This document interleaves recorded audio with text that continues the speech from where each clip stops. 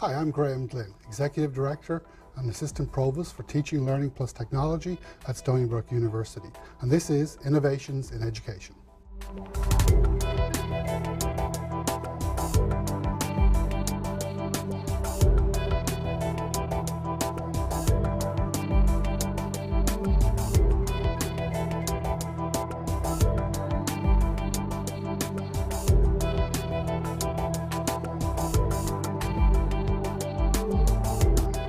In today's show, I'm joined by William Collins, Associate Professor of Neurobiology and Behavior, and we'll be discussing the use of classroom recordings to support on-campus and distance students.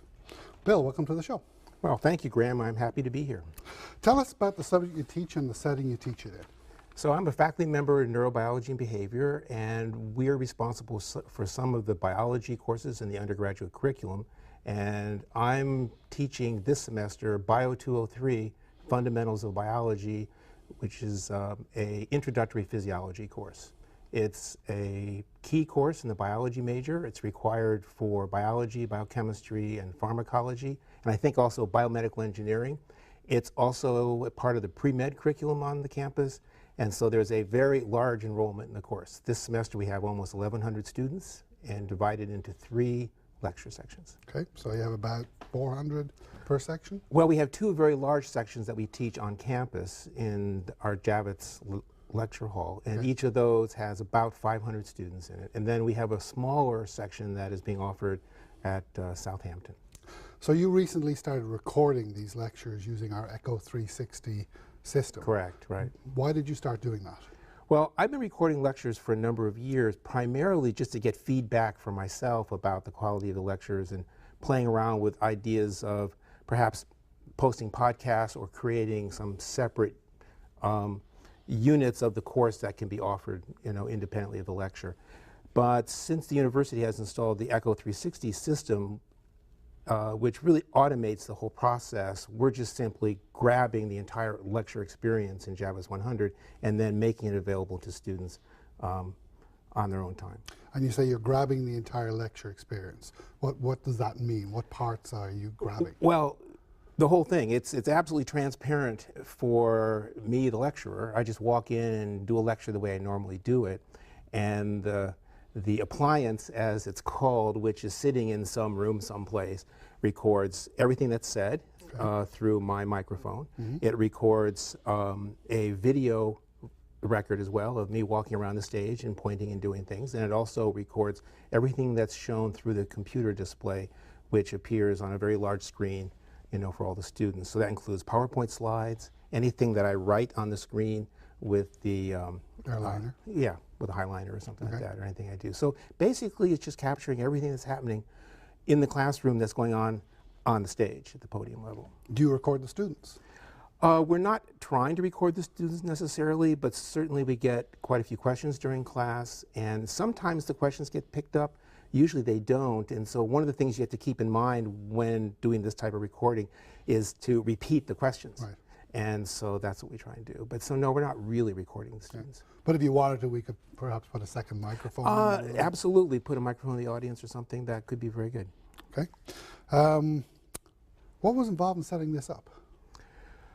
Well, for me, almost nothing, except that I was part of the team that evaluated a number of products over the last year, which we looked at. So we tried some various things. And so, but this system is very transparent to the end user. I'm sure that there's a significant amount going on behind the scenes with the technical staff.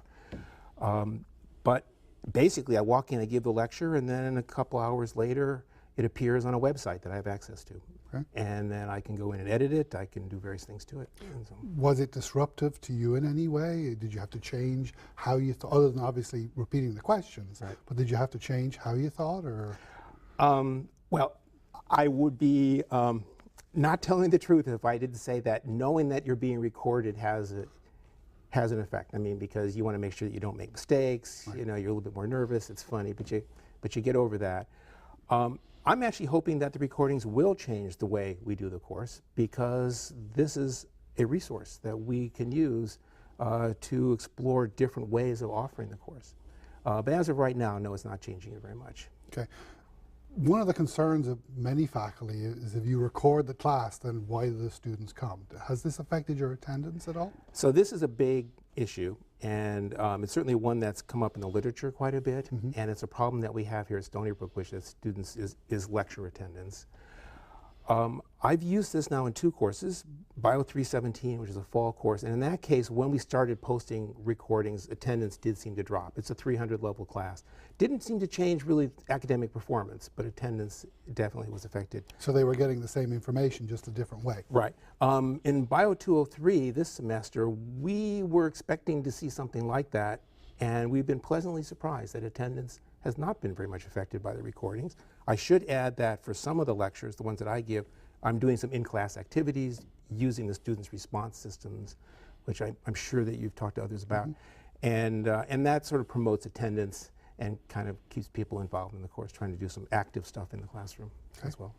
And how do the students access these recordings? They go to a website or the... Well, so there are a number of formats that are available, which is one of the real nice things about this particular product. We're utilizing 2 of them. One, which is just a straight audio podcast of it, which we make available on a podcast server that's maintained by the university, and students can subscribe to it with iTunes and just have the audio podcast. So then they get a message saying you have a new recording on. Yeah, iTunes. you just, well, I mean, every kid on campus knows how to do this. You just, you click on iTunes and it automatically comes down and put it on your iPod. And we post all the slides, and so they can sit there with the auto recording and go back through the slides and things like that. I think the better product, though, is the Rich Media product, which is everything that's recorded that's available to anybody running a Flash-enabled browser from campus or off campus. And they basically get the whole lecture. So there's one window that has me walking around on stage with my pointer. There's another window that has everything that's shown on the computer, and then it's chaptered. So they can actually go through and click on individual slides and go to that point in the lecture that they missed or they want to review or that they want to. So it's not like the old tape where you had to No. roll all the way through to Right, get to a certain point. exactly. More like a record. It's I might need to explain what a record is to our students. that's right, an LP, right? All right. But essentially you can jump to any point in the lecture, review a concept that you had difficulty with, and spend 5 minutes rather than an hour just going over Which that. is definitely the better way to use this type of resource rather than sitting down and listening to the whole thing again. And I wouldn't, tell a student, sit down and listen to the lecture 5 times. I mean, that's, of course, a waste of time. Sure. But, So what have your student reactions been to this? Well, so student reactions have been very favorable.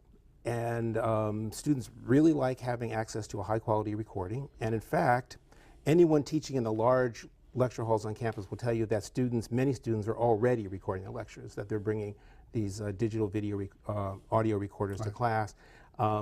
In the room I teach in, very often it used to be that these recorders would just line the stage and that students would rush up and put them up there and then come back and get them. And we're giving them a very high quality recording and product now, so that's great for them.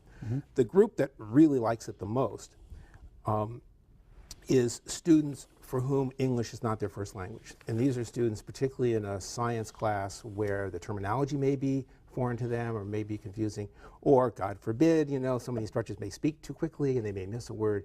It's great for them to be able to go back and hear it again and make sure that their notes are correct.